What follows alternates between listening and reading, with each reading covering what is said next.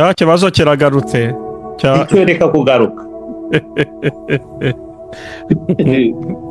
bo hari ikibazo wahereyeho kibaza Joel ngo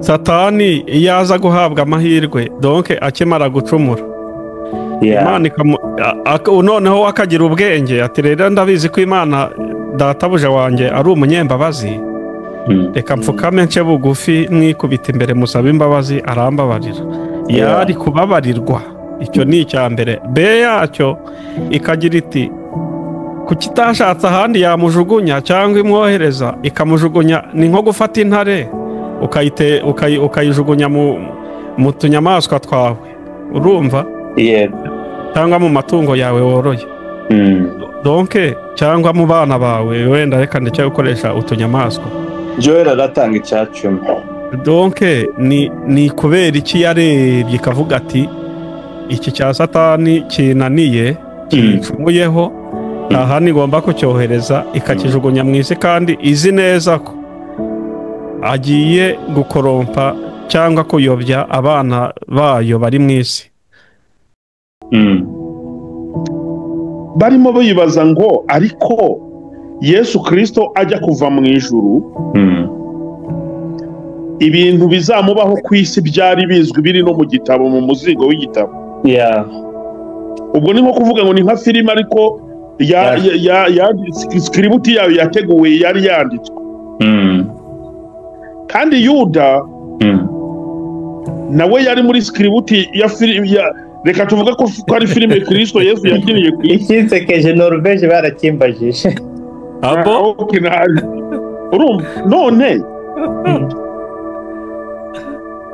alo yego ndakumva turabumva none pastor abantu benshi bakadiskita rero bakavuga ati nyamara Yuda arimbutse yabarenganye yararenganye ati kuko filime ati ibintu byabaye kuri Yesu n'ubuzima bwe n'ibizamubaho n'inkona n'umubare w'inkona zakubitwa n'amacandwe bazamucira byose byari bifite script biri mu gitabo mu muzingo ku buryo uzi ko mu ijuru hagiye haba n'amanama bamwe hagiye haba inama bamwe bareba iyo mibabaro ikubiye mu icyo gitabo bakavuga ati reka ati ntabwo nakibumbura ati me n'ibimenyetso bigifatanije Yesu Kristo we araseruka avuga ati njyewe ndakibumbura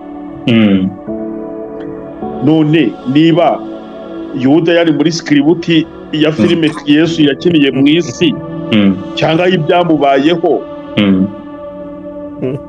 aramutse arimbutse yabazize ubusa kandi Uwiteka Imana iravuga iti si byiza ko uyu muntu aba wenyine reka muremere umufasha umukwiye ubwo rero ubutaha tuzadevelopa ikibazo kibaza ngo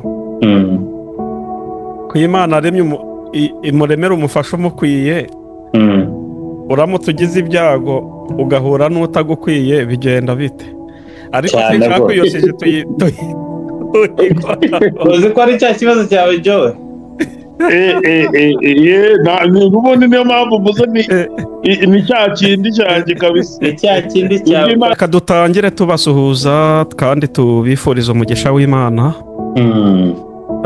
mwese abadahwema gukurikira ibi binyamakuru uyu munsi twagize umugisha ukomeye cyane aho tugiye gukora iyi nkuru izatambuka kuri Evangelize Le Monde ndetse amemuta no kwiyobokamana Aposo nawe ni umuntu ukunda gukurikirwa cyane kuri Instagram ariko afite na YouTube channel nubwo nashima ko naho tukihanyuza tuzakihanyuza rero wenda mu mwanya cyangwa se na channel ye tuzayipininga muri ibi binyamakuru kugira ngo abantu bamumenye ni umugabo w'Imana Imana rwose yahagurukije kugira ngo ayikorere kandi nawe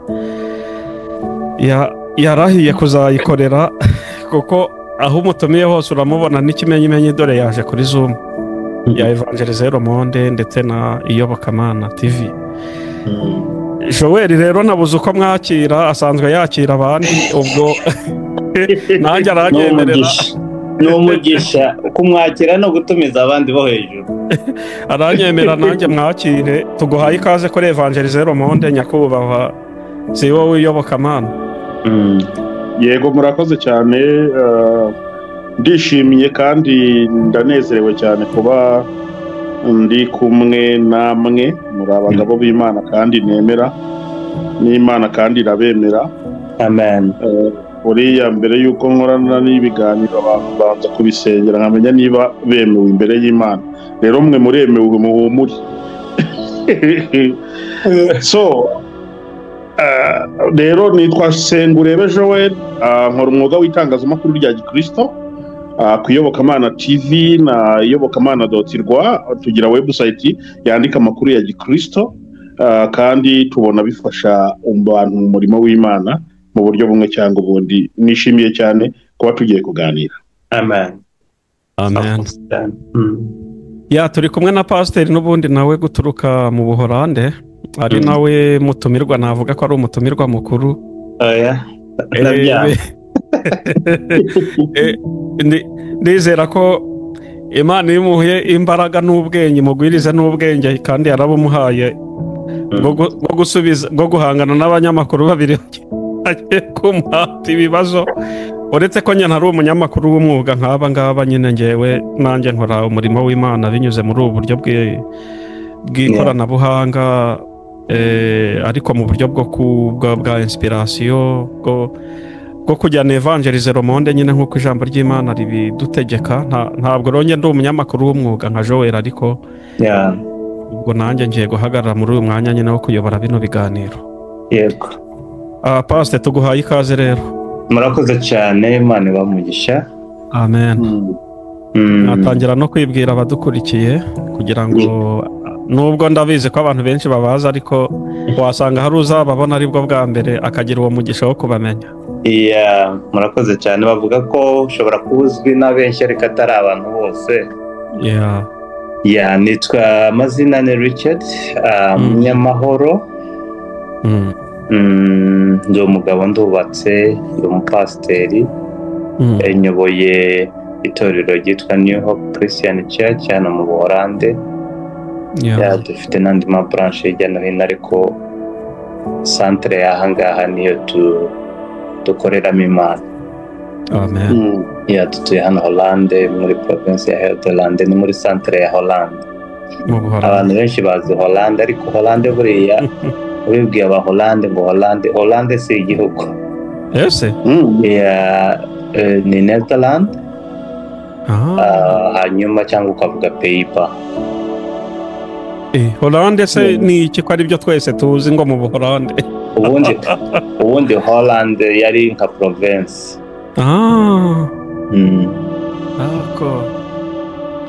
Iyo province yagize umugisha wo kumenywa n'isi yose, kuko abantu benshi nyine bazi ngo ni mu Buholande. Ni igihe cya kera byagiye bihinduka, ariko ubu kabisa igihugu ni Netherland. Urakoze kwa ako kantu nako tubwiye, ubwo turungutse kabisa. Ubundi mu Gifaransa bikaba Pays-Bas. Pays-Bas birumvikana cyane. Kuki imiterere ya Pays-Bas imeze ite? Kuki bahitiriye nyine ahantu ngo ni banki? Nta misozi, ni igihugu kirambitse, ni igihugu cy'amazi.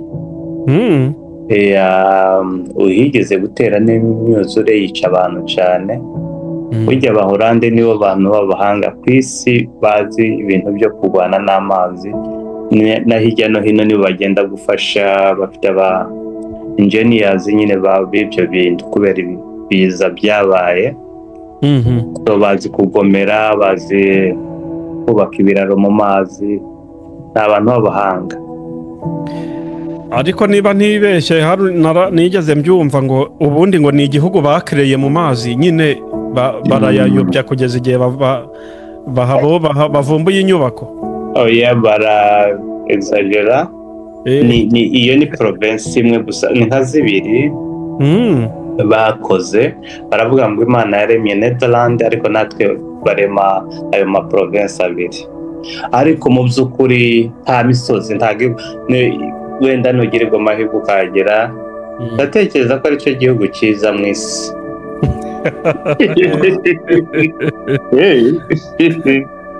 ntiyabigeze babaza, nigeze kumva umukuru wacu bavuga aho ngaho avuga igihugu agenderaho areberaho, aravuga ati ntabanga ni Netherlands, igira isuku, ni cyiza, bayifata abaturage neza, ni igihugu cyiza Flammy. Ubwiza, imihanda, ibintu byawo n'amategeko. Bohashyira urukiko ruhagarariye isi. Ariko ziko ari byo mu Iharare mu Buholande koko. Murakoze cyane. Murakoze cyane, ibyo nabyo tuba tubikeneye. Hari igihe ubundi njya numva nadutweho n'umwuka ahubwo wo gufata na kamera ngo nzenguruke iyi mijyi nereke abantu aho tuba dukorera umurimo. Biriya bintu ni byiza cyane. Ubwo ninza mu Buholande uzabe witeguye umukerarugendo. Pastor, urakoze cyane. Murakoze nawe. Wenda nagaruka kuri Joel w'iyobokamana. Ubundi iyo bavuze ngo ukora itangazamakuru rya gikristo uba ushatse kuvuga iki? Itangazamakuru rya gikristo ni iki? Kuko impamvu mbikubajije nuko nyambona amfete cyane cyane wenda ndirefera ku binyamakuru dukurikira za social media zo mu Rwanda, ubona ko babivanze, ntukimenya gospel, ntukimenya sekira, abantu baraza ku kinyamakuru cyitwa nyine ko ari icya gospel, ugasanga abantu barirwa basebanya na amatiku n'iki. Ubundi uvuze itangazamakuru rya gikristo ryakagombye kuba rimeze rite? Cyane we impamvu mbikubajije nuko nzi ko utaba mu uwo murongo wo gusebanya no kugira ute, kuko ibiganiro byawe abantu barabikurikira.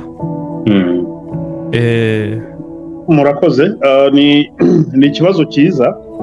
Ubundi itangazamakuru rya gikristo nyine birumvikana ni itangazamakuru ritangaza amakuru agamije kungura ubwami bwa Kristo. Amen. Noneho hari ibintu bibiri abantu bakunda kwitiranya. Gukora itangazamakuru rya gikristo no gukora ivugabutumwa ni ibintu bitandukanye. Okay. Rimwe na rimwe abantu bakunda kugonganiraho n'abandi, ni urugero urusengero rw'ibunyanaka rwaguye cyangwa umuvu warutwaye. Urwo iyo nkuru umuntu ukora itangazamakuru rya gikristo kubera yuko ari ibintu byabaye ku rusengero yayikora. Ariko mu by'ukuri nujya gushakira muri angere y'ivugabutumwa ushobora kuza gusanga nta kintu iri buze kungura abantu, nyine ngo yakoze ivugabutumwa runaka kuko wavuze ko urusengero umuvu warutwaye. Noneho itangazamakuru rero rya gikristo ubundi ryari rikwiye kuba itangazamakuru umuntu akora ku buryo icyo avuze cyose, inkuru yose akoze, Kristo abonamo inyungu. Okay. Juste ngiryo itangazamakuru rya gikristo. Abantu dukorera rero akenshi dukunda kugongana nabo. Kuko batazi gutandukanya icyitwa itangazamakuru rya gikristo n'icyitwa ukuba yaba ari shene y'ivugabutumwa. Kuko itangazamakuru n'iribi rya gikristo cyane, ubwo ni ingaruka kuri revenue cyangwa income. Itangazamakuru riraza ryinjiza amafaranga mu buryo bumwe cyangwa ubundi. Bien sûr. Ariko nujya mu ivugabutumwa sasa rero aho ari naho akunda gukoresha abantu benshi bakoresha social media amakosa. Nanjye wenda nubwo wavuze ati wowe ntujya usebanya, ariko sinavuga ngo ndi umutagatifu 100% ko uwancungura yaburamo n'udusaka tw'inkumba duke. Umuntu ukora niwe ukosa. Yego. Rimwe na rimwe tukiye turuva twakoze ayo makosa yo gushaka gukora iryo tangazamakuru rya gikristo ariko tukarivanga na bizinesi yo gushaka amafaranga kuko niyo mibereho. Ugasanga rero mugani rimwe na rimwe wakoze za nkuru abantu bakwita ngo ni inkuru zo gutwika wenda zitari zikenewe mu gitangazamakuru kivuga yuko ari icya gikristo, ariko ugasanga rimwe na rimwe wabikoze. Ejo bundi nakoze inkuru bivugaho cyane, mbwira abantu ndavuga nti urusengero iyo ruri gukora ruba rufite abakristo batura rukabona fondisiyonema. Niba mubusaba yuko dukora ivugabutumwa nyine rifite kabisa etike n'umurongo ngenderwaho, wenda muri buze kumfasha ubwo ngira ngo nicyo kibazo cya mbere, kandi urakoze kubaza ikibazo cyiza cyane. Njyewe namanitse amaboko mbwira abantu ati rero nimwiga ikintu cyo gushyigikira ibi bitangazamakuru, mwite ibya gikristo, twanakora amakosa mukatuveba, nimudushyigikire, kubera yuko muri iyi minsi sinzi ikibazo abantu bafite, bari gushaka ibintu byacitse n'ibyo bashaka kureba. Urakora inkuru wasoma Matayo, Mariko, Luka, nyine izo ngizo bashaka, ugasanga ntibazireba. Kandi ku kwezi urishyura kameramani, ku kwezi urishyura ibiki n'ibiki, ku kwezi urishyura ofisi ukoreramo, urishyura netiwaka. None ahubwo nubwo ari ikibazo mwambajije, ndabaporofise mungira inama nkora iki mbigenze, niko ndi kubona kubihuza bitoroshye.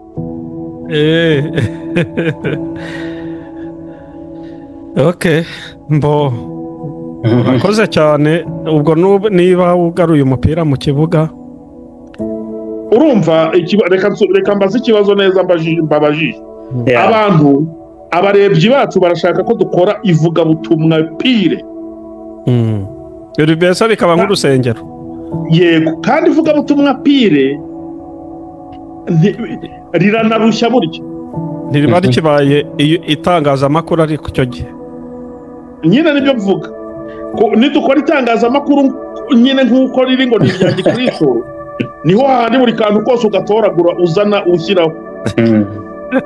Ariko pasiteri Richard uri hariya akavuga ati iyobokamana noneho nk'iyi nkuru koko mwokabyara mwe yuko leta y'u Rwanda yafunze ikibeho koko iri buze kungura icy'abakristo koko. N'urugero, kandi iyo nkuru niyo iri burebwe ikama udufaranga nkabasha kubona income. Yego, najya mu nsengero gufata ibyigisho n'ibiki bikarebwa bikanagira abantu umumaro amwayene pe, ariko bikaba atari bya bintu wavuga ngo urizera yuko byahemba umukameramani, byahemba byakwishyura ofise, bikishyura interinete, kandi abo bantu bari kuvuga yuko uri kubabangamira kuba utari gukora full gospel, nyine ngo ukore ivugabutumwa. Amaboko yabo arafunze, ntawe ushaka kugushyigikira ngo bavuge ngo uyu muntu ubwo akora ivugabutumwa ku urusengero rusaba yuko abakristo barwo barutera inkunga bakarushyigikira. Reka natwe tumushyigikire, tumufate amaboko kugira ngo akomeze kubona inkamu zo gutuma tubonera inkuru cyangwa ibibwirizwa bijyanye n'ibyo twifuza. Mungire inama rero, ndabigenza ni nkuru iki no kubivamo. Bonge inama ya mbere naguha, inama ya mbere naguha, yego, niyo kuba nge nahita nanariza abo bantu bakuveba ko wakoze itangazamakuru kurenza ivugabutumwa, kubera impamvu wenda pasiteri nawe araza kumfasha. Nta kibazo. Kuri ngewe haba harimo n'ubuswa. Ndamutse ndi mu isi nzi ko ndi kujya mu ijuru, ariko nkaba ndashaka kumenya ibiri kubera kuri iyi si, ndetse byamfasha no kumenya aho igihe kigeze ngo Yesu agaruke. Umukristo mwiza agomba no kuba umuntu uzi kumenya amakuru y'aho ibihe bigeze. Ubwo rero ni iyihe nkuru nakwita mbi nge ntanavuga niwe nashobora no kuvuga ngo ntiyaza ku kinyamakuru cyitwa ko gikora gospel. Ni inkuru utakoreye wowe ubwawe ubushakashatsi ngo menye ko ibyo bintu ugiye kuvuga ufite fact ko ari ukuri. Icya kabiri ni inkuru yo gusebanya, ni urugero. Icya gatatu ni inkuru itagamije kwigisha cyangwa nyine kumenyesha amakuru, ahubwo igamije kugumura abantu no kubakura ku Mana. Ariko izindi nkuru zose zitarimo ayo makosa mvuze, umuntu wakuveba ko wayikoze, ahubwo wamusengera ko yaba ari umuswa. Ntabwo ashaka kumenya ibiri kubera muri iyi si cyangwa nyine ibiri kubera muri monde ya gospel. Utararengaho Alo? Oui, turakumva. Utararengaho reka nguhe urugero. Pasiteri runaka bamufashitiye muri hoteli cyangwa muri loge asambana. Bahamagaye Joel kubazi ko akora ibintu bya gospel, ati ngwino ufate inkuru hano, ati tebuka dolari gusohoka zana kamera umutunga asohoka. Tibamuguye gituma tiribu imutaye muri yombi kubera ko yarari no gusambanya umwana utujuje imyaka. Kandi yari umupasiteri abantu bafataga nk'umukozi w'Imana ukomeye, ndetse abantu benshi bigiragaho bafatiragaho akarorero. Iyo nkuru imeze gutyo ni inyitara iremewe. Ubwo ndabaza Garafureri Felix, iyo nkuru ko arya iri gukora itangazamakuru rya Gikristo, ariko se ngaho rero ntiwumva ndakubwira impamvu itemewe. Iyo rero ikibazo kindi mufite. Ikibazo kindi mufite kugira ngo nsubize neza, reka manze nge defend impamvu yemewe. Oya reka mvuge impamvu itemewe. Ibyo byuko wowe yemera ibyo ni ibyawe, reka mvuge fact yanjye. Yowe afite ibibazo bikomeye kabisa ahurira, kandi ni byiza cyane kubizana kuko ajya kuri tele agahura n'ibibazo byinshi. Dore impamvu ngewe ntayemera nubwo ari ukuri. Ari inkuru. Yego, nubwo ari inkuru. Impamvu ni umurongo wahaye izina ry'ikintu, platform yawe. Iyo uyita wenda Gospel Nyanyazi TV, ukayita Biracitse TV, ariko kuba d'office yitwa Iyobokamana cyangwa Evangelizero Monde, nubwo iyo nkuru ari ukuri, ntabwo ije gushyigikira ubwami bwa Kristo, ije ahubwo kugumura abana mu gakiza benshi bakabivamo bitewe. Ahubwo nje nakora iki? Bibaye ngombwa ko njyayo, niba koko ndi umuvugabutumwa, bibaye ngombwa ko njyayo nkayikavaringa ku buryo itanasohoka bikaguma iyo mu gikari, nibyo naprefera cyane. Ni nabyo Imana yampembera kurenza ko ahubwo naje gukomeza kubaka ubwami bwa Satani, nshimangira ko burya n'abakozi b'Imana babandi twari twiringiye ko ari abakozi b'Imana. Kandi wibuke ko niba iyo nkuru nk'iyo uyikoze ku muntu w'Imana nk'uri celebre w'umupasiteri, umenye ko hari abantu benshi cyane, benshi babana mu gakiza bamukurikiraga, ugiye kugumura ugatuma basubira inyuma. Nubwo iyo nkuru yari ukuri, ariko ntibyari ngombwa kuyazana ku karubanda kugira ngo ni ukuri gukora inkuru, ngo ni ukuri umunyamakuru. Kereka uri umunyamakuru usanzwe, nge ubwo ndi kuba muri kadire y'Abakristo. Nge ndi kwivugira muri kadire y'Abakristo. Noneho ubuswa rero buhari bundi mu banyamakuru bitwa ba gospel. Ikintu kandi mukwiye gusengera Imana ni ugupfobya Imana, mwerekana ko ivugabutumwa ry'urikoze neza ritagutunga. Amfete nicyo kibazo nye mfite. Kuki ubundi uvuga ngo ivugabutumwa ngo ntiryinjiza amafaranga, ubushatse kuvuga iki? Ngo byacitse ngo nibyo birebwa. Ahubwo ikibazo gusa ni iki, ni fokasi no kutihangana, ariko ibi bintu by'Imana nabyo bikoze neza ukabibamo neza. Pasiteri afite ubuhamya bwinshi, nabyo byagutunga. Ntabwo Imana ariyo mukoresha mubi utabasha gutunga abo akoresha nyine. Pasiteri se njyewe ako nagateregeshwa kanjye, reka wenda ega nawe iyo cyano ni kanisa ni paruwasi. Murakoze cyane. Abakristo nyamara ibibazo uri kubaza bifite ishingiro. Reka mvuge nkanjye, kubera yuko turagenda dushatse twanabipimira no mu ijambo ry'Imana, ariko birimo bavuga yuko nimba usanze mwene so cyangwa se mwashwanye cyangwa se wamusanze mu bintu bitagenda, ni ukumuhamagara ukamubwira, ukamugira inama, yabyanga ukamuhamagarira abana, ariko noneho amusanze muri karubanda, noneho mu bapagani. Hari igihe Imana ibishaka barakubwirije, bakugira inama, wenda niya minsi yari igezeho kugira ngo isi yose ikwereke, isi yose iguhane. Ni ukubanza tukabaza Umwuka Wera nimba aribyo yashimye. Ntibyoroshye cyane. Ni ukubanza muri sayidi y'ubwami bw'Imana.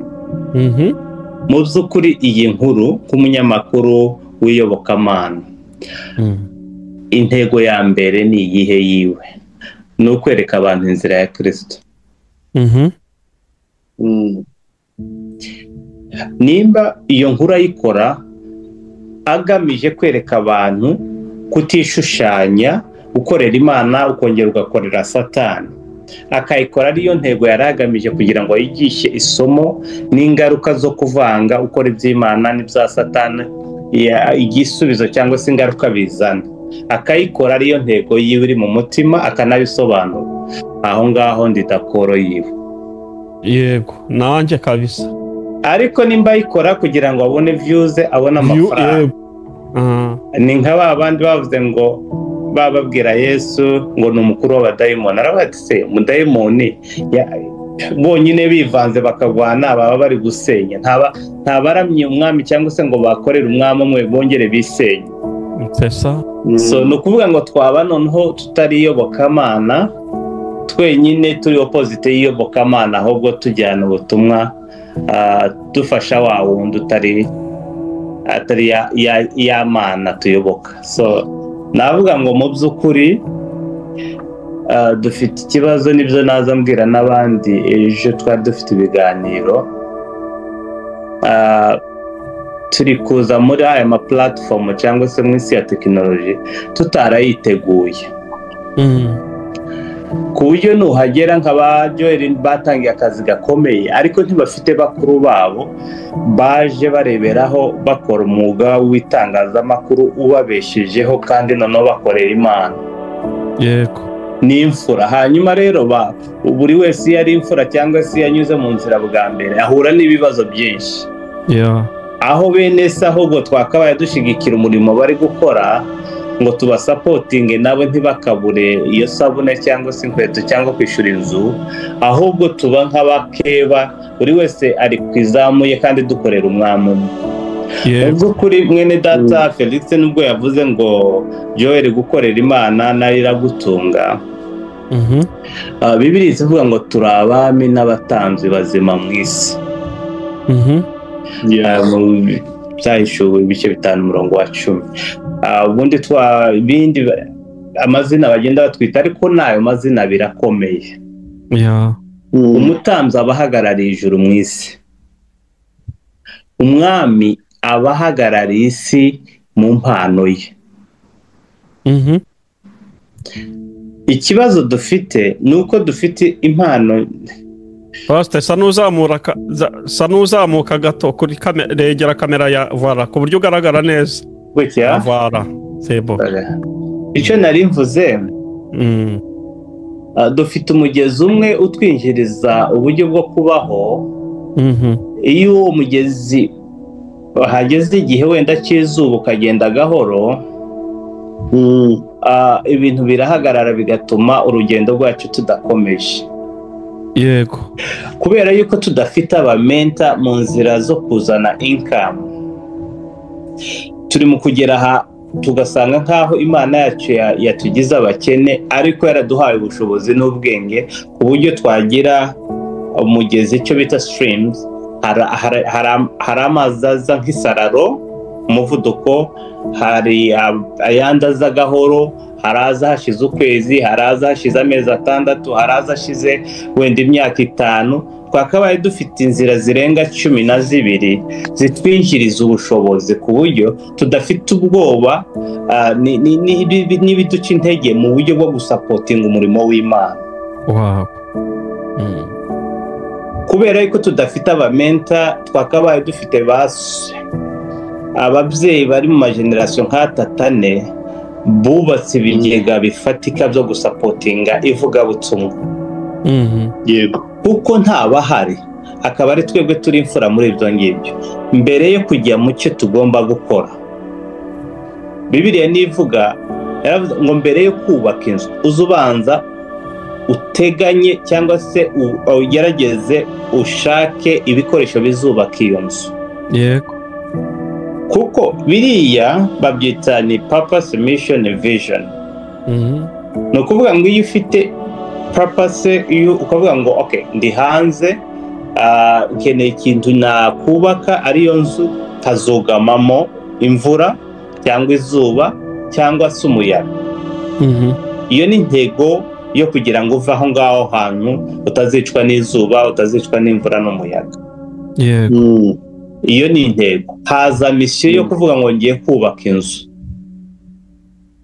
ariko nubwo hari misiyo, ntabwo twari twagera kuri iyi ntambwe ya 3 ya vision yo kuvuga ngo sinzi nzubaka izaba ifite ibyumba 2, 3, sare zaba yerekeye hehe, amawese azaba yerekeye hehe, ubushobozi bwanjye niyo haza ya potential buzaburangana gute kugira ngo noneho bihite bidetermine urugendo uzagira rwo kubaka ya nzu. Aho rero niho hazazamo amapla. So ni ukuvuga ngo turi mu kujya mu bintu babyita tugakora akazi tutazi impamvu turi kugakora, twanabimenya impamvu turi kugakora ntitwitegure uko tuzagakora. Twagera mu nzira kuko twatangiye akazi tutiteguye urugendo uko ruzaba rureshya, ntibizadufasha mu rugendo, nibyo bidetermina nimba mfata igare, nimba ari imodoka, nimba ari indege, bitewe no mu mufuka. Ugasanga tubaye stuck, twacika intege. Rero ni imiyaga, kubera yuko hari umusaza witwa Sadhguru, nimba umukurikira, umuhinde yaravuze ngo nta bibazo bibaho, wabaho utitegura ibibazo. Nagiye kure. Icyo navuga Joel, nta kibazo ufite mu byo uri gukora, ahubwo twagiye muri position ya mbere bita preparation tutarayiteguye neza. Ubwo kuzabona ya 3 bita promotion izagora. Ni dufite nigeze gukorana ikiganiro na kitambwira ngo se nibande bagabo bo muri Kigali ndeberaho cyangwa se bageze aho numva bageze. Avuga mu by'ukuri buri muntu wese yakoze bijyanye n'imbaraga ze n'ubushobozi n'ubwenge yari afite. Ariko iyo ndeba itorero ry'uyu munsi wa none, turacyari staka muri century ya 4. Iyo abantu bavuga ngo Uwiteka cyangwa se Kristo agiye gutwara itorero, umva nsetse kuko badasoma ibihe. Aho turageze. Ibimenyetso byatangiye umunsi Kristo yaje, ariko nta ibizatuma birangiza izo mperuka cyangwa ikizamuzana kizaterminwa n'akazi yadusigiye gukora. So ku buryo make rero ntagiye kure, ku buryo imperuka iri kure cyane kwa raporo n'iyi mission na vision dufite n'imyiteguro y'aka kazi twasigiwe.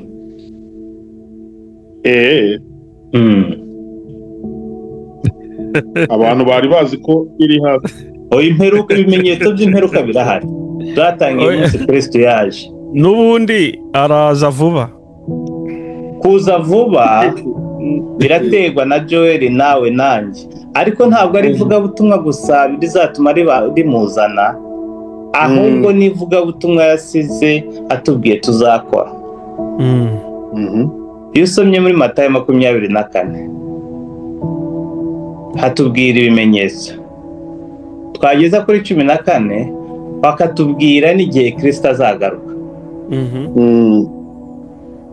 Bavuga ibimenyetso, mama azatera yandi, ishyanga rizabarirwa n'abantu bazasubiranamo byose.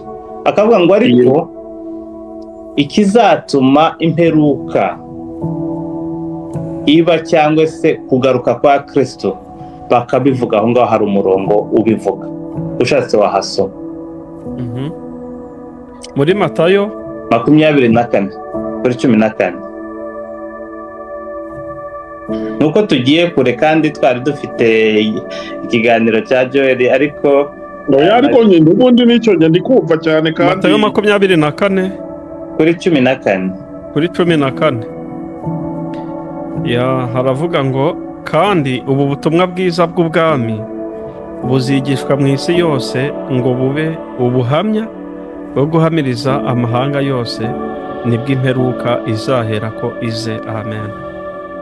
Amen. Ntabwo ari ubutumwa bw'umusaraba, ntabwo ari ubutumwa bwa Kalvari, ntabwo ari ubutumwa bwo gupfa kwa Kristo, ntabwo ari ubutumwa bwo kureka ibyaha, ni ubutumwa bw'ubwami bw'Imana. Ubutumwa bwiza bw'ubwami. Kugeza uyu munsi wa none abantu bigisha bamaze kumenya ko ubutumwa bw'Imana gusa bavugaho kingdom message, ariko mu by'ukuri ntawakubwira ngo si iyo kingdom message ifite aya chapter, ifite aya maso, ni gute bayigisha, ni iyo mindset abantu bose bayikoraho, ariko buri wese gusa akagenda avuga ngo mindset ya kingdom, ariko nta bushobozi nta bumenyi afite bwo kubyigisha. Yego. Ari naho haza kwivanga amadini. Isi yose kirashaka inkuru nziza. Iyo nkuru nziza Joel wari uzi ko cyazanye Yesu atari ugupfa. Ibyo nibyo yakoze, ariko ibyo yavuze nibyo byamuteye kuza. Reka dusubire kuri cya kibazo cyawe, ibyo turagenda tubigeraho mu buryo bworoshe.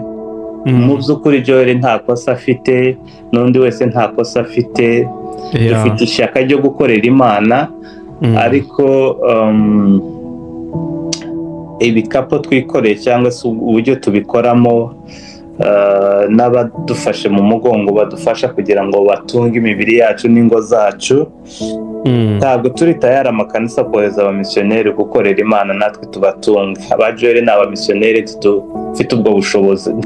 Iyo mayindi yo kwigisha bene wacu n'amakanisa yacu ibyo ntibirimo. Uburyo ubwiye umuntu ngo mufate amafaranga ari mu kigega muha bavuga butumwa bajye mu ivuga butumwa, icyo gihe mwo bamushoye intambara mu bapasiteri.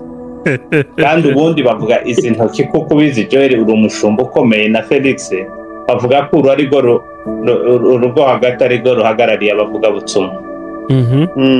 Bavuga uyu ni umuhanuzi, umupasiteri ari ufite isezerano, umuvuga butumwa, umuhanuzi, umuapotre.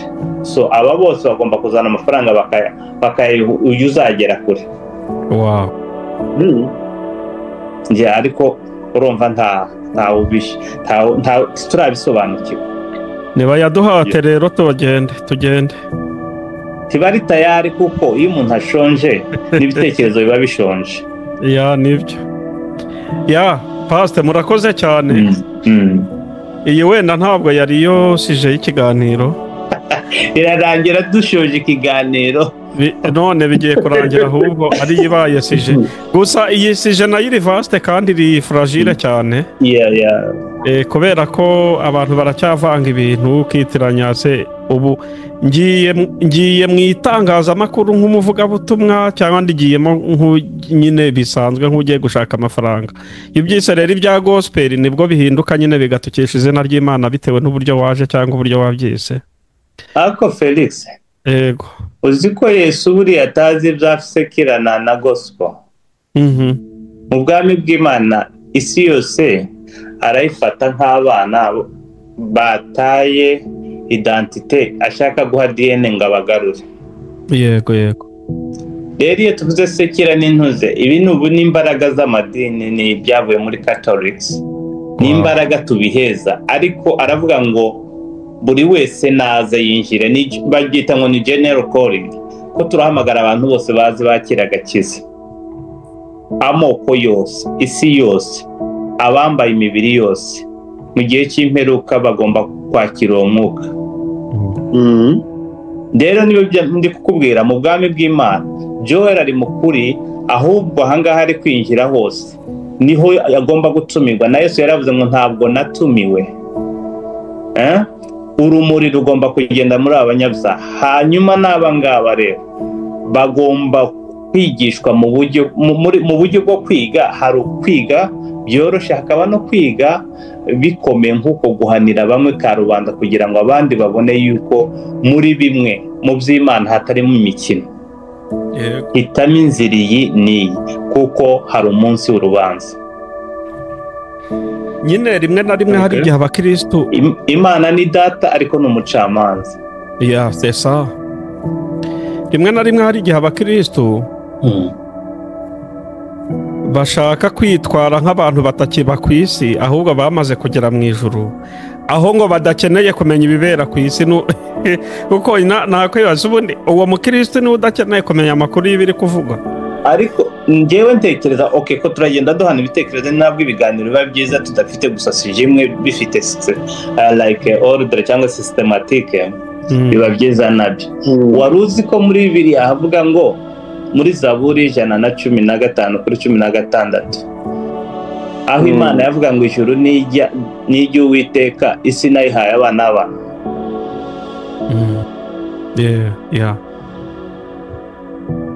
Ikibazo gihari, Imana yatwohereje mu kazi, natwe tukavuga ngo aka kazi ntabwo turi willing, turi tayari kugakora, ahubwo ducure tugusange. Akavuga ngo muri ba desert muraza gute kandi ari mwavuye? Iwacu ni mu ijuru niyo tuva, ariko aho twoherejwe muri calling gukorera ni muri iyi si. Ni nabyo bibaza aba scholars bagera Joy. Umuntu akubajije ngo se kubera iki Imana yatwohereje mu isi, wasubiza gute? Twari biremwa, twari abamarayika, twari abana bayo, twaremewe hamwe n'Imana mu bitekerezo bya isi itarabaho. Mbega iwacu iyo duturuka aho tuva ni mu ijuru. Kuki yatwohereje hano? Kuki yaremye isi? Hari ibibazo tutibwira ku buryo babishizeho ko tuzabisobanukirwa twarageze mu ijuru. Niyobera ahubwo hari n'ikindi gikomeye, yatwohereje mu isi irangiza inatwoherezamo umwanzi ukomeye kandi ufite imbaraga, itwoherezamo Satani. Ibyo twaza tuvugana ba Felix iriya naza mbasobanuriraho gatoya. Cya kibazo kiragarutse, twereka kugaruka. Hari ikibazo wahereyeho, kibaza Joel ngo Satani iyo aza guhabwa amahirwe, donc akimara gucumura, Imana noneho akagira ubwenge, ati rero ndabizi ko Imana databuja wanjye ari umunyembabazi, reka mfukame nce bugufi mwikubita imbere musaba imbabazi, arambabarira. Yari kubabarirwa, icyo ni icya mbere. B yacyo ikagira iti kuki itashatse ahandi yamujugunya cyangwa imwohereza ikamujugunya. Ni nko gufata intare ukayijugunya mu tunyamaswa twawe, urumva? Cyangwa mu matungo yawe woroye, donc cyangwa mu bana bawe, wenda reka ndetse gukoresha utunyamaswa. Joel aratanga icyacumi. Donc ni kubera iki yarebye ikavuga ati iki cya Satani kinaniye, kicumuyeho, aha nigomba kucyohereza, ikakijugunya mu isi, kandi izi neza ko agiye gukorompa cyangwa kuyobya abana bayo bari mu isi. Ariko hari ikindi kibazo, hari akandi kabazo pastor yabitwarira hamwe. Felix yarabikoboje havuga ngo Satani wenda akaba yari gutekereza yuko shebuja Imana ari umunyembabazi ku buryo wenda yasaba imbabazi yari kubabarirwa, cyangwa kubera iki yazisaba yari kubabarirwa, n'icyo abantu bibaza. Ariko si ubundi se Imana yari shebuja wa Satani cyangwa barakorana? Murakoze cyane. Navuze ngo uratanga icyo bita seeds, banza utange icyacumi kabisa. Ese ibibazo ntahura n'umuntu ngo abigusubize, barambeshya, barakubeshya. Wenda bakubwira ukuri, reka nzisubire wenda nk'ibyo bakubwira. Aho yabije nakira umuntu akambeshya akagira ngo yansubije, akanabona nikirije, ariko nkavuga nti urabeshye, urabeshya ukemera. Ngiye n'ibindi bibazo byose byari kuziramo, reka mfate nk'iminota mikeya nk'itatu kugira ngo isubirize rimwe. Ubundi kuri icyo Felix yaravuze, ahubwo yari kuvuga ati Satani kuki atihanye, hanyuma iyo aza kugirirwa ayo mahirwe yo kwihana byari gushoboka akababarirwa. N'icyo ngicyo nyine n'ibyo wari uvuze, kuki yajugunye mu isi kandi ajugunya mu bana bayo yaturemeye. Imana hari amaprincipe twifashisha atatu, uwo ndavuga mu buryo bw'abascholars uko basobanura ibyo bintu. Iyo nkuru isanga muri Ezekiel 28 kuri 12 no muri Yesaya, naho cyane bakunda kuzisobanura itangiro ry'icyaha. Hari principe bita ngo ni everlasting, hakaba na principe bita eternity cyangwa se eternellement, hakaba niyo bita noneho principe ya time y'igihe. Everlasting ni ukuvuga ngo ni aba baremwe nk'abamarayika cyangwa se umwuka wacu uri imbere utari mu mubiri, bararemwe bafite itangiriro ariko ntibafite iherezo. Ni ukuvuga ngo abamarayika natwe twebwe umwuka wacu twararemwe, dukomoka ku muremyi ari we Uwiteka Elohim, twararemwe dufite itangiriro, ariko muri principe yaturemeye ntidufite gupfa. Simvuga iyi mibiri ko ndavuga twebwe ka spirit cyangwa abamarayika. Hakaba iyo muri principe y'aba scholars bavuga yuko tifite itangiriro kuko ariyo yaremye itangiriro, iba muri cyo bita eternity. There is no beginning and there is no end. Ni ukuvuga ngo iri hanze y'igihe, eternal Roma. Yego. Hakaba noneho n'iyi mibiri yacu iri mu gihe, ifite aho itangirira ikagira n'iherezo, kazaba no muri cya kindi cya everlasting. Rero ku ayo mahame atatu tumaze kuyumva, kubera gukiranuka kwayo Imana, nicyo cyatumye Satani adashobora kwihana. Tigute iyo ukoreye icyaha hanze y'igihe kiba icyaha cya burundu. Urugero gute? Iyo ukoreye icyaha hanze ya time, ahadakorerwa icyaha mu ijuru, kiba icyaha cya burundu. Ni ukuvuga ngo Lucifer yakoreye icyaha ahantu hadakorerwa icyaha, kiba icyo bita permanent. Ari nayo mpamvu Adamu yari amaze gucumura, burya bazamwirukana kugira ngo atajya ku giti kimenyesha icyiza, igiti cy'ubugingo. Igiti cy'ubugingo. Twari kuba mu cyaha nka Lucifer, burya nicyo yahise yirukanka ashyiraho abamarayika. Twaganiranye, imbabazi ntazo twari kuba tugikeneye. Ntazo. Ari nayo mpamvu noneho kuki yamujugunye mu isi, kubera yuko tumaze kubona kuko Imana kubera gukiranuka kwayo yamuremye mu itegeko rya everlasting, tishobora kwivuguruza ivuge ngo mukuwe muri everlasting mushize mu gihe. Agomba gusaba imbabazi cyangwa se agomba kwihana cyangwa se ngomba kumwica. kubera gukiranuka ari Imana itivuguruza. Kuko niyivuguruza ntiba ikiri Imana, uravuga ngo ni Imana ihindagurika. deja yari yambaye umubiri udapfa. Iyo itaravuga nta kibazo, ariko iyo ivuze igendera munsi y'ijambo ryayo. Yego, sibyo? igomba gukonfirima ibyo yavuze. Kuko icyo yatekereje ariko yavuze ari nakikora. Sinzi nimba turi kujyana cyangwa nihuse. Oya, ndi kubyumva cyane, turi kujyana. Joel, turi kumwe? Yego, ndaha cyane rwose. Okay. Lucifer rero nta mahirwe yari afite kwihana kuko yakoreye icyaha ahantu hadakorerwa icyaha. Yego. Kubera iki itamurekeye mu ijuru ikamujugunya mu isi, aricyo kibazo wazavuga. Ntabwo yari kumurekera mu ijuru, dusanga muri character cyangwa characteristic cyangwa se attribute y'Imana. Ni Imana yera, ntiyari kubana n'ikintu cyanduye.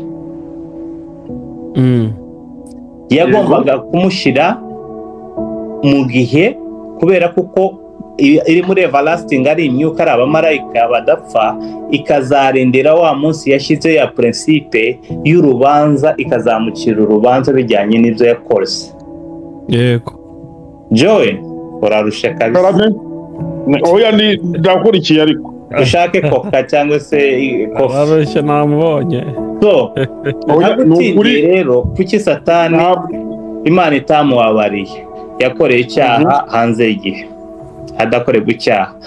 Kubera iki itamwishe ikamwohereza iwacu? Ntiyari gupfa kubera yuko ari muri principe, yamuremye muri principe ya everlasting. Abamarayika ntibapfa, bategereje abakoze neza, bategereje urubanza, abakoze neza bategereje urubanza. Natwe imyuka yacu, ibyo twakoreye mu gihe nibyo bizadetermine ibyo tuzabamo muri everlasting. Joel, kurumva wenda ko ndasubiza nk'abo ngabo nawe urikiriza ejo. Ndimo ndumva 100% rwose. Urumva se watari kukubeshya? Muri makeya warimo.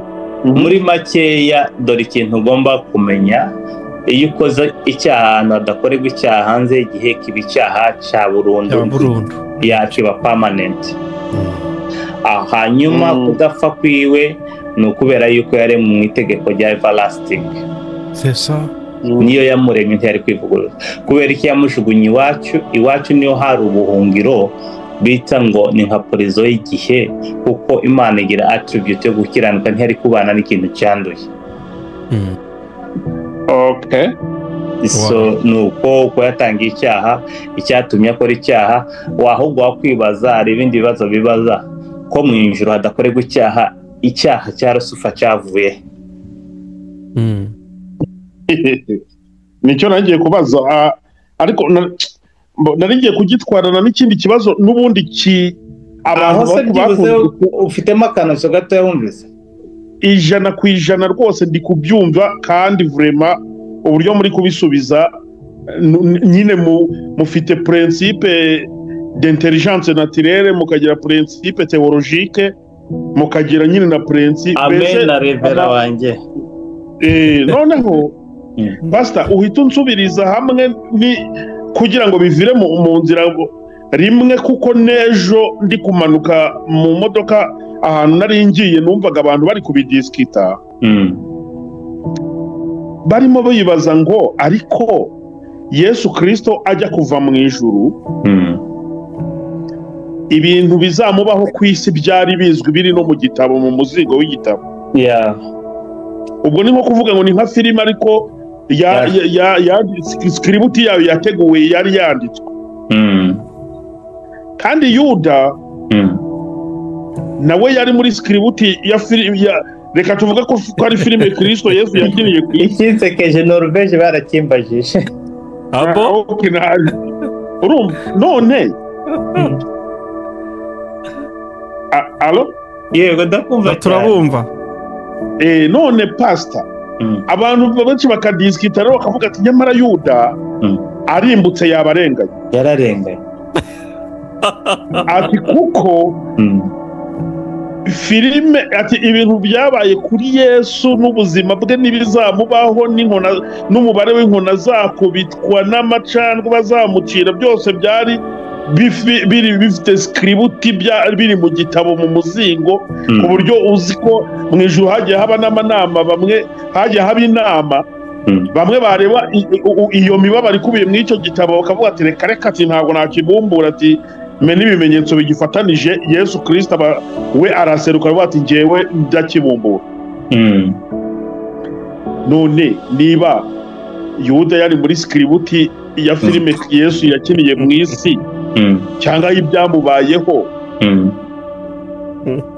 aramutse arimbutse yabazize ubusa. Niba nyine kuko mu ntumwa za Yesu na Yesu Kristo atoranya Yuda yamutoranyije nko abizi neza kazamugambanira, kuko yahise anabimubwira akimutoranya ati wowe ndakuzanye kuko muri script mfite hano muri iki gitabo harimo Yuda ngambanira, ngwino wowe ukora uwo murimo wo kuzangambanira. Yuda azarimbuka cyangwa yakoze umurimo wo gusohoza ibyari byarateguwe n'Imana. Mushumba Felix afite nk'igisubizo aho ngaho. Umva ndaza kumwunganira nta kibazo. Naraye gusa ntabwo icyo wenda nagisubiza, reka musubize kubera umwanya nagihuza n'ikindi wenda ugisubirize rimwe. Reka mbanze isubize icyo ngicyo ndaza kwibagirwa, wenda biri ibyo twabyumviseho gatoya, wenda ni hari cyabakitse murabaza. Icyaha Yuda yakoze n'icyaha Petero yakoze ntabwo birutana. Ahubwo Yuda ngo ne ushobora kuba warakoze cyoroshye. Ni ukuvuga ngo hari ikintu bita permissive will na perfect will. Hari ibintu Imana ikora kubera icyubahiro cyayo, hari n'ibindi turekera kugira ngo twebwe duhitemo icyo duhitamo, tukazacibwa urubanza bijyanye yabidushyize mu maboko. Uko uyu munsi wa none uvuze ngo abenshi bavuga ngo se ko Imana ibizi umunsi w'umuntu azapfa ryari, isaha n'ibyo, uzamutse ukajya kuri etaje ugahanuka, itegeko rya gravite rirakumanura riguhuze hasi, kuko gravite ishinzwe kumanura ibintu bikajya hasi, inzu ntizive ku butaka, inka cyangwa twebwe ntituguruke. Ni ukuvuga ngo iyo violatinze iryo tegeko rya gravite, iryo tegeko ryonyine rirakwihanira cyane.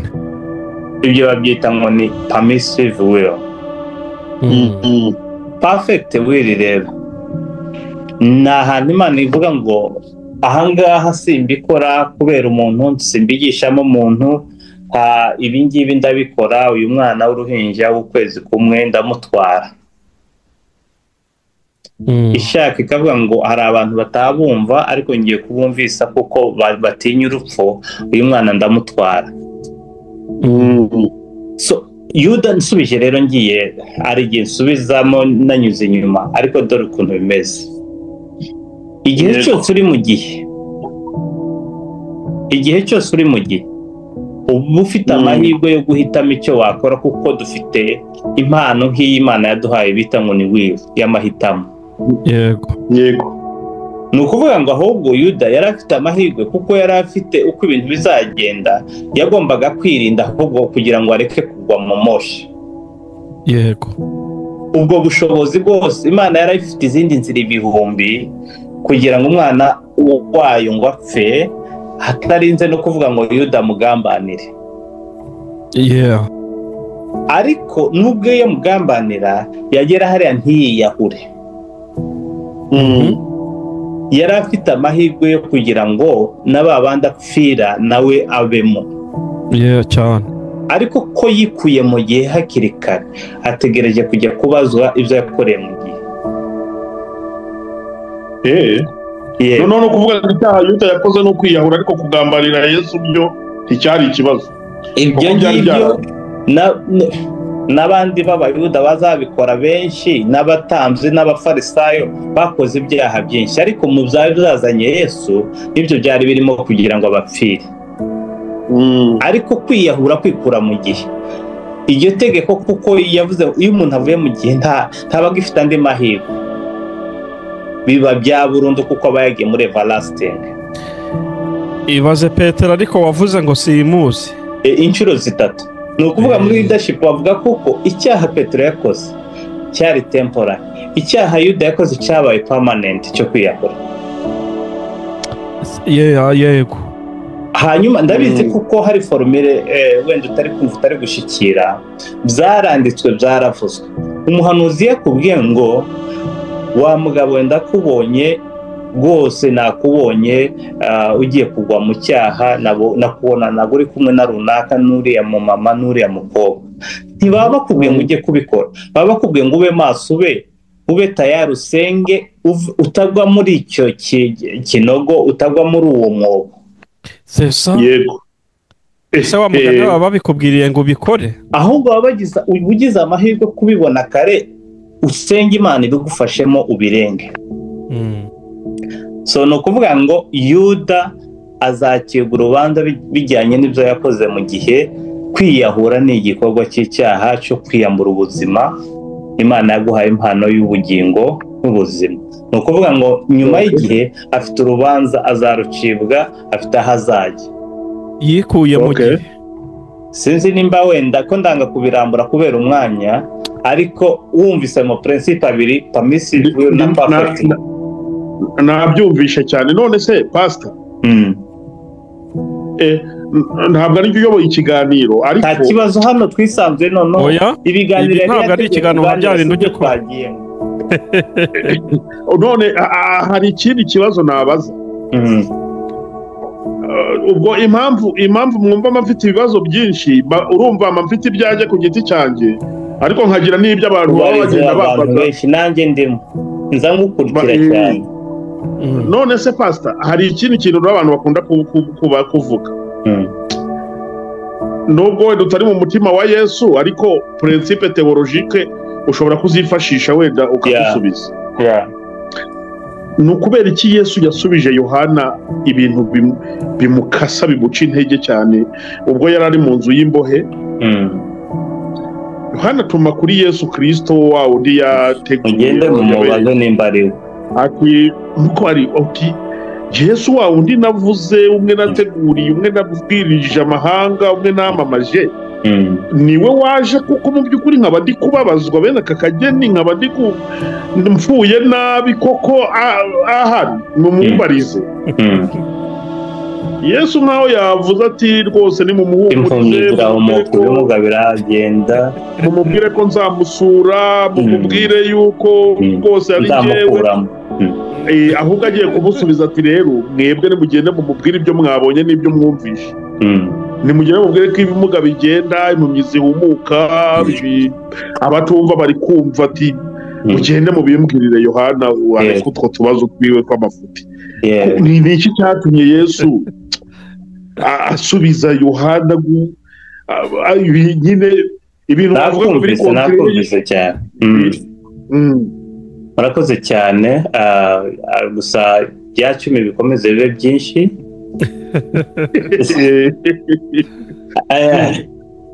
Niko aya ni amasomo meza kandi ndabizi ko azagera kuri benshi kuko yanyuze mu murongo mwiza wawe.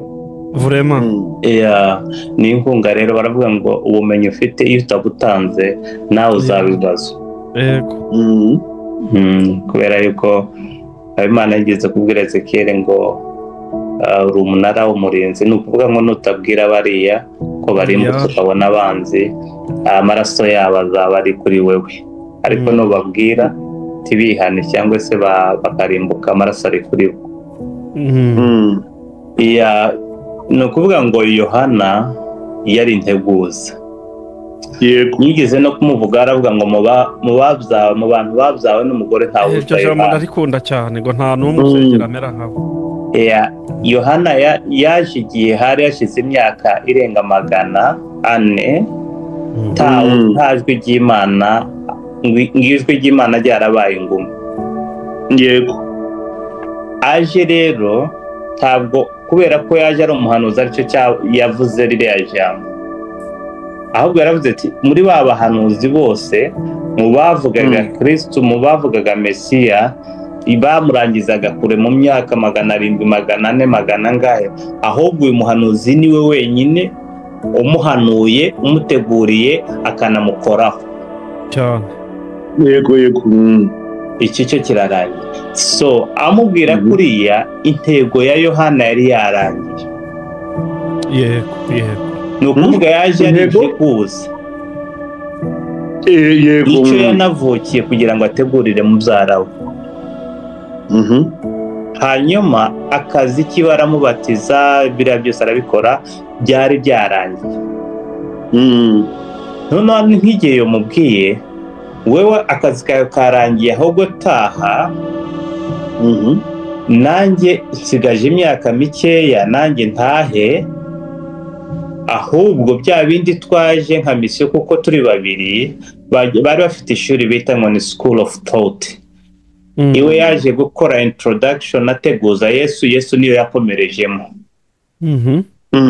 ubwami bw'Imana, yavuze ngo ni mwihana ubwami bw'Imana buraje buri hafi. Yohana niwe wabitangiye. Yesu nawe muri public cyangwa se mission statement iwe yatangiye kumugara public, apana muri private. muri Matayo 4:17 yaravuze ngo mwihana ubwami bw'Imana bwahageze. Urujya ni naryo jambo rya mbere Yesu yavuze muri Bibiliya.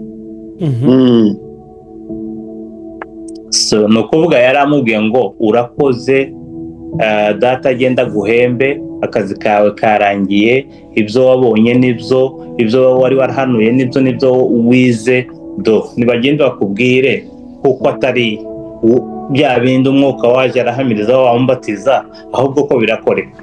Vurema. Twebwe twarebaga ko amufata akamugira minisita, akamugira mu bwami bwe n'ibindi, akamubohora, akamwereka ko afite n'imbaraga, ariko mu byazanye Yesu ntabwo ari ibyo ngibyo. nubwo yabikoraga byitwaga ngo ni mini, ariko yaza akiza imitima cyane kuruta imibiri. yari yaje kugira ngo yongere aduhe ubugingo, agarure ubugingo muri twe. ni ukuvuga ngo purpose ya Yohana muri makeya, mu bibazo byose wakwibaza, akazi kiwe kari karangiye. ako kantu karamfashije. kandi koko ise nibuka ko yamubwiye mugende mumubwire ibyo mwabonye. iwe yari abifite, ntimwumve ngo ntiyarabifite. ibi byose yaza amubwira ni nko kumubwira ngo kuri rwa rupapuro rwa nyuma bizakurikira uyu muntu Mesiya, kuko baza bashidikanya Mesiya niwe cyangwa si we. none amubwira kuri paje ya nyuma, kari byo nta kibazo, yaragiye aratuza. kandi Yohana nawe nuko tumwumvira mu marangamutima ko yari afunze, tukagira ngo ikibazo yari abajije agitewe agitewe n'ububabare byo kugira ngo amukure muri gereza, si iki. ariko araje ngo ndashaka kuba Siri. ese niwe nka wa musaza ni Simiyoni? niwe nahanuye cyangwa dutegereze muzane mufate? niwe kabisa. mu myaka 8 n'ukuri ndafashijwe umugaragu wawe, ndafashijwe iri joro ndafashijwe kabisa. none akandi kanyuma ngiye karami. urumva Yohana yaramuhanuye. yego urabizi ko Yesu bombi bari mu nda, Yesu yujije Yohana nawe ari mu nda, kuko yaragiye kuzavuka nk'umuntu w'umuhanuzi uzamuteguriza. kandi Yohana agatandukana n'abandi bose kuko we yamukozeho akanamubatiza. noneho arafunzwe, ariko aracyafite ka konfiziyo. arageze muri gereza, arashaka ko iyo konfiziyo irangira. ese niwe cyangwa dutegereze undi? ngewe kuko narabihanuye nibyo nabonye n'ibyo yakoze, ariko wenda n'undi yabikora. ndashaka kumenya niba ari we Mesiya. noneho Yesu nawe yamuhaye konfirimasiyo, ati namwe nimugende mumwihere igisubizo. ntacyo mbasobanurira, murahari.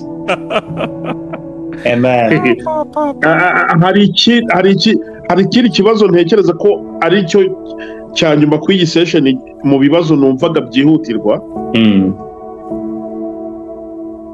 Ijambo ry'Imana riravuga ngo nta torero ngo rizabura umugeni. Ariko wajya kureba ukabona hari amwe mu matorero kandi ukabona abakristo abitwa abayoboke bose ibyo bintu barabiyoboka. Hakaba harimo amatorero asenga ibigirwamana, hakaba harimo afite indi myizerere ihakana ubumana mu raporo ya Bibiliya cyangwa n'ubundi buryo. Ariko iyo bavuze ngo nta torero rizabura umugeni bishatse kuvuga iki? Yego washoje ntabwo nshaka kugikurura kuko cyaza muri reka dusubiza ngaho, cyaza no mu kubaza la différence cyangwa itandukaniro riri hagati. Hari ukuntu tuvuga ngo amadini ngo n'amatorero, ugasanga abantu baravuga se idini n'itorero ubundi bitandukaniye he? Ese pastor umuntu akubajije akavuga ati ndangira itorero ryiza nsengeramo, ko tubona amatorero menshi, buri mushumba akaza afite principe ze n'amahame ye na doctrine na discipline. Ariko Joel nkakubaza ati ko mbona ibintu biri kugenda bincanga byanyobeye, ibintu by'amadini n'amatorero biri kugenda ntabisobanukirwa, wamfashije ukandangira itorero ryiza nasengeramo? Wamurangira irihe? Wenda iyo ningira amahirwe, ariko ko usubiza nabyumvishe naringize impungenge ngo uramubwira ngo azasengere mu buryo uyoboye, ariko si kunsubiza kugira ngo ashobora kuba nawe muri Afurika sinamubwira ngo aze hano. Murakoze cyane. Sasa kubera ari ibintu byiza kandi muri abantu b'Imana, nakoranye inama n'abantu. Iyi ni inama y'ubwami turi gukorana n'abasiyo babiri hano, so ni umugisha cyane. Ibijyanye n'ibyo wari ubajije, hari itandukaniro ry'idini n'itorero na za minisiteri n'ubwami bw'Imana. Hose habamo ubumana, hari n'aho hataba ubumana, biraterwa nanone n'icyo bita idini ry'iryo torero ry'ubwo bwami. Idini ni politiki, ni umurongo ngenderwaho, porogaramu y'iryo torero. Iryo torero nawe tuzi ko dufite itorero rya Kristo rimwe. Yego sibyo? Hanyuma tukagira icyo bita ama assemblies y'imibiri ya Kristo. Hanyuma itorero naryo ntabwo ari ubwami bw'Imana. Joe, itorero si ubwami bw'Imana? No. Itorero ni abapolisi cyangwa ni agency ya kingdom. Yego. Ni abantu babita mu Kigiriki babyita ni abasena, ni seneta, ni inzu batoye ya kingdom. King umwami, dom territoire, babakuye mu mwami yabatoranije nk'abasena, bagende bajye mu baturage, batwara ibitekerezo by'umwami, babigishe culture y'ubwami, bambare nk'abami, hanyuma bo bahe nk'abami, bagira imitekerereze n'imikorere n'imivugire y'ubwami. Yego. Ecclesia irenze icyo bita church cyangwa itorero. Tugenda tubimara imbaraga tubyita ngo ni amacaci. Ecclesia ni inzu, ni embassy ihagarariye igihugu runaka.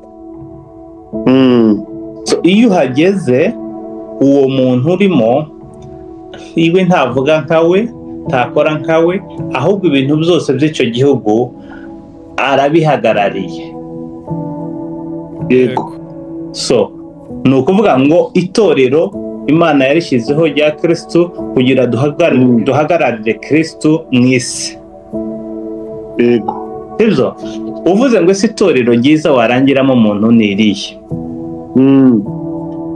Wumvise icyo nabanje kugira ni ka kagurupe batoye bohereje ibwami, bagakuye ibwami barakohereza, ari nacyo Mwuka Wera ashinzwe. Umwuka Wera bujya mu rurimi diplomatike cyangwa se ugize ngo wige inyigisho za kingdom ni governor, ni guverineri. Sibyo? yego Guverineri niwe waturutse gusa muri icyo gihugu, Mwuka Wera niwe waturutse mu ijuru, niwe uzi rero iryo juru, niwe badusigaye nk'umufasha kugira ngo adufashe twige iby'iryo juru. yego Hari iki cyanditswe kiba muri Yohana 4:22-23 avuga ngo data harageze ko icyagiye Kristo yaganiraga na mugore w'umusamariyakazi, aramubwira ngo harageze ko abaramya by'ukuri baramya data mu kuri no mu mwuka, abantu bose bazava n'ibyo. Uzi ko icyo cyanditswe atari uko kivuga? Felix, yego harageze ko abaramya by'ukuri baramya data mu mwuka no mu kuri. yego Kubera iki batangije umwuka? Ukuri niko kuzatubatura, ariko ukuri ntitukugeraho tutajyanywe na wa mwuka. ese Hanyuma kandi uwo mwuka niwe wahoranye natwe igihe cya Edeni, niwe uzi ukuri kwacyo kwa nyawo, kwa original, tukibana data akibana natwe, akiba muri twe. So nsubiza icyo kibazo cyawe, itorero ry'ukuri ni sena yubaha kingdom. Igihe rero iyi sena itubaha aho yaturutse, barayihambiriza bakayigarura bakayibaza ibyayo.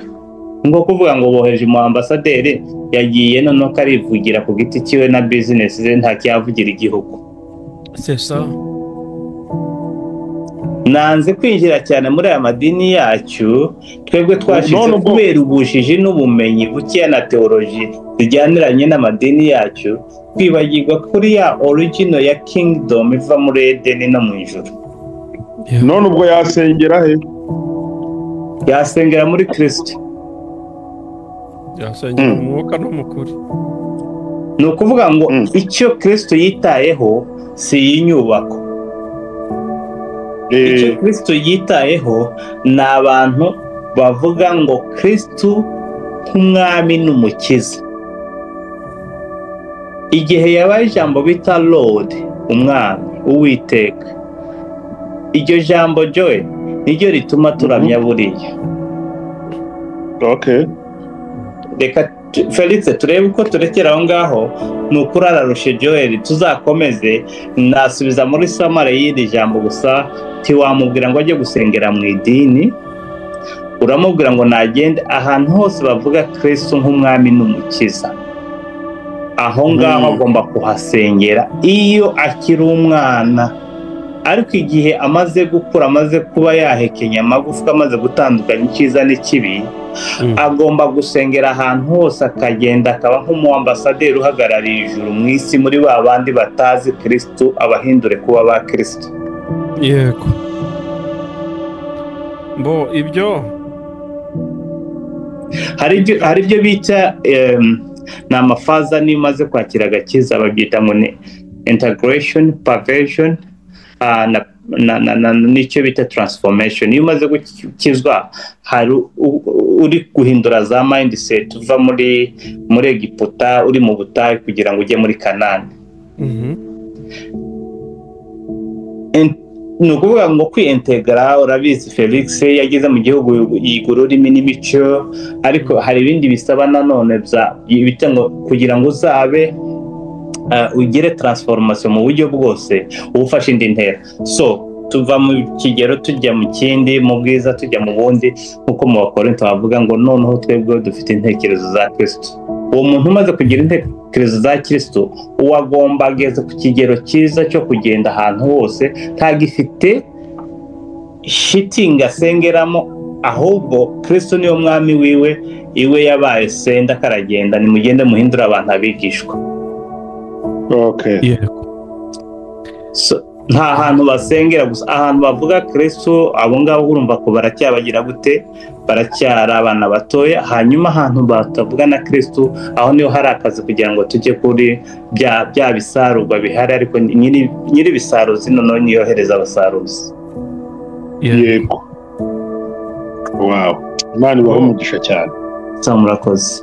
Wenda Joel ararushe Felix. Ya nibyo. Ni ukuri kandi ni byiza, mu masaha yagiye, hari ibibazo byinshi twakaganiriye. Urumva Neje afite akazi. Neje afite akazi, nafite n'amakanisa tuzajya mu macaca yo nyine ari kuvuga. Mu by'ukuri nitumara kwiga ubwami bw'Imana tuzaba free, tuzarekura ibiziriko. Yego. Pastor murakoze cyane. Wenda tugiye kwegera ku musozo w'iki kiganiro cyacu.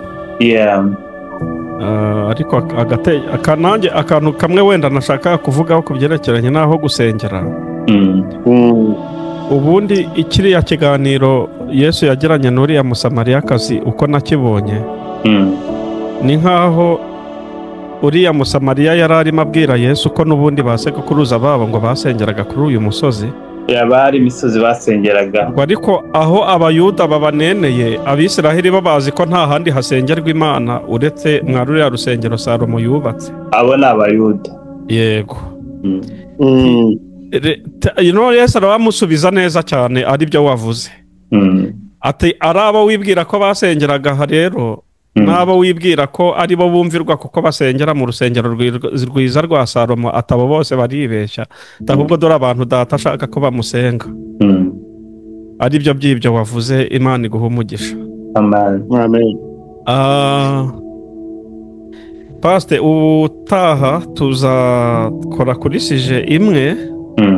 Ni reka mbabwire umurongo noneho tuzaza tuyidevelopa muyituganirizaho nisije nkeka ko iri très intéressant. Ubwo dukumbuje abakunzi bacu kugira ngo barye bari menge ko tuba. Joel se karabone ibintu byazagira icyo bifasha abantu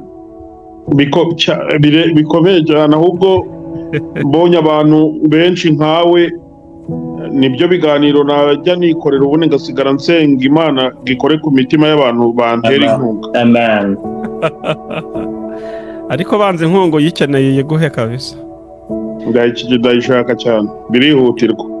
Ejo nasengesho mbwira Imana ngiyeranje umpereze inkunga vuba vuba. Ukeneye amafaranga cyane bikomeye. Kandi uri kumwe n'abadiaspora Felix nanjye. C'est ça. Aho se nimukori nama mu uzi kwiteganyiriza gukorana ibiganiro n'abadiaspora. Urumva nti wowe burara wavuga ati nubwo turangije ikiganiro ndebera uko mungenzi twagira gutya. Ayo kurya yarayafite, ubwo ni ibindi akeneye. Bizagenda neza Joy. Ni muri rivuga butumwa. Kandi Imana ibyo yatangije muri wowe ni binini. Imana ijya kugukoresha ibintu bikomeye, abanza igakora umurimo muri wowe, ikakunyuza mu bikomeye, ikagukomeza ngo uzabone amen. Ubwo icyo kibazo nanze kukikubaza kuko ndakwibikiye. Ubundi nshaka kumenya urinde mw'uyu murimo Richard uri gukoreshwa ibintu bikomeye. Richard ufite ubwenge nk'ubwo, Richard uri kugirira abantu umumaro, yanyuze hehe, yavuye hehe mu muhamagaro? Ni ukubera Imana. Ibyo byose tuzabigeraho, ariko cyane ngewe muri abo ngabo ufite batandukanye uzaza ukoresha aba experts, ngewe uzanjyana muri famille cyane nibwo uzunguka. Yego kabisa. Asante. Ubu nibyo nari mvuze, tugenda twegera ku musozo. Ubutaha tuzatangira kuri sije ya famille, ahantu nari nihaye ikibazo mu itangiriro ibice 2 umurongo wa 18 avuga ngo kandi Uwiteka Imana iravuga iti si byiza ko uyu muntu aba wenyine, reka muremere umufasha umukwiye. Ubwo rero ubutaha tuzadevelopa ikibazo kibaza ngo ko Imana aremye imuremere umufasha umukwiye, uramutse ugize ibyago ugahura n'utagukwiye bigenda bite? Ariko sinshaka iyo sije uzi ko ari cya kibazo cyawe Joe. Nubundi niyo mpamvu mvuze ni cya kindi cyanjye kabisa. Ni cya kindi cyawe. Icyo Imana yifatanyije turagisubiza gusa tugitegereje uwo munsi. Turagisubiza kabisa. Ubutaha rero tuzatangira kuri sije ya famiye. Yego. Ariko hari ntaguciye mu ijambo Felix. Iyi sije ya famiye iri vaste kandi ifite ibibazo byinshi bifitwe n'abantu benshi. Uhumure hamwe n'Imana bizakunda. Icya mbere birasaba kuyitegura kare. Kabiri, ese byakunda ko abantu batugiriraho umugisha ikabara yive kuri YouTube abantu bashobora kubaza? Nibyo sawa kabisa cyane. Nibyo sawa. Twabitegura neza rwose bigatwikishe tukanabyamamaza kwati ikiganiro kiraba kivuga ibi na Zoom umuntu yashaka akayemvitaho abandi bantu akabaha ko ntuze bagakurikira nyine bitewe n'umwanya wanyu ubugoye wenda mwazashyiraho nk'umunsi umwe gusa w'umuryango. Sesa uhoraho amasaha mwavuye mu kazi, nimba ari 5 z'ijoro nimba ari 4 ugakora ka flyer, noneho tukavuga ngo uyu ni umunsi w'abantu bifuza kwandika ibibazo bya famiye, babyandike muri commentaire, noneho tugira usoma dusubize. Ndabizi ko bazunguka cyane. Amen. Bazunguka. Abakozi b'Imana bangana gutya Joel hagize iminsi muri intuza na Felix, ariko ni bitangaza kuvuga ngo turahuye namwe, twari guhurira he koko? Basibo abantu bayoboye amakampani nari guhurira he nabo? Ahubwo twebwe umugisha wo guhura namwe twari kuzawukura. Maze ngewe ubu ngubu ndi gushima Imana yasohoye isezerano mu minsi yashize kumbwira ko hari umuntu ukomeye impuje nawe, kandi nimwe nta wundi cyane. Ariko no kubera Imana nk'ubu nari mvuye Norvege weekend, abantu barambashije tugeraho ngo ndabura mureke turekere amasaha 3, noneho baravuga ngo nguse ngo Imana ngo ihaye umuntu ubwenge ubwo ngubwo ngo yakwicara mu nzu. Urumva ari ibibazo byinshi abantu bagenda bahura nabyo, babaza ibi by'ubuntu, ibingibe by'imbabazi, by'amategeko byavuye kutiga biragatsindwa. Niyo mpamvu Imana yavuze muri Hosea 4:6 abantu bazarimbuka kubera ubujiji utamenya. Ariko ndabizi dukoze ikintu cya famiye ni ikintu cyiza. Kuri icyo kibazo gusa nakibiki ibintu, icyo kibazo abantu benshi bakibazaho, ariko icyo mugomba kumenya wenda nk'amatsiko tuzaganiraho, urugo rwubakwa n'ibintu cyane cyane amapillars 4. Icya mbere ni ubwenge, icya kabiri ni urukundo, icya gatatu ni trust, icya kane ni faithful cyangwa se kwizerana. Izo nizo nkingi 4 uko zikurikirana. Hakaba noneho nk'icyo kibazo warubajije aricyo bita commitment na decision. Ushobora no gufata umuntu wananiranye ruhebwa, Imana yigeze gushingira Hosea umuntu w'amaraya, ufitemo amahitamo yawe yo kubana n'umuntu wese wananiranye kandi bigashoboka ukamwemerera. So decision na commitment, ukavuga ngo ngiye kumukorera ibyo ashaka byose bishoboka, bitatira gutubaha Kristo nyine nk'umuntu wemeye Imana. Ariko nta muntu Imana nimba gusa ari umugore nawe ukaba umugabo, uwo muntu ni uwanyawe kuri wewe. Ibindi byose ni character, nta behavior, nta muntu utaba mwiza, nta muntu utaba mubi. Ibyo babyita ngo ni ukubanza kumenya icyo bita gift y'urukundo, impano y'urukundo y'uwo muntu, ururimi rw'urukundo ukamusavinga. yewe reka ibyo bintu tureke kubicokoza. Ari igihe ku rugero, ari igihe umuntu wenda aba yarabuze igihe ukaza umuhata amafaranga n'amakado yandi, kandi we icyo akeneye ari umwanya. yewe nshuti bavandimwe rero, mwari mukurikiye ibiganiro byacu byari biri kunyura nyine kuri Evangelize Le Monde ndetse no kuyobokamana. Turabashimiye, murumva ko dufite amasije menshi tuzaganiraho ubutaha, kandi rwose ndahamya ndashidikanya ko Imana izaduha umugisha, ndetse twifuje ko nyine ubutaha tuzajya tubikora biri live ku buryo n'abantu bashobora guhamagara bakaba bagira igitekerezo batanga cyangwa ikibazo babaza.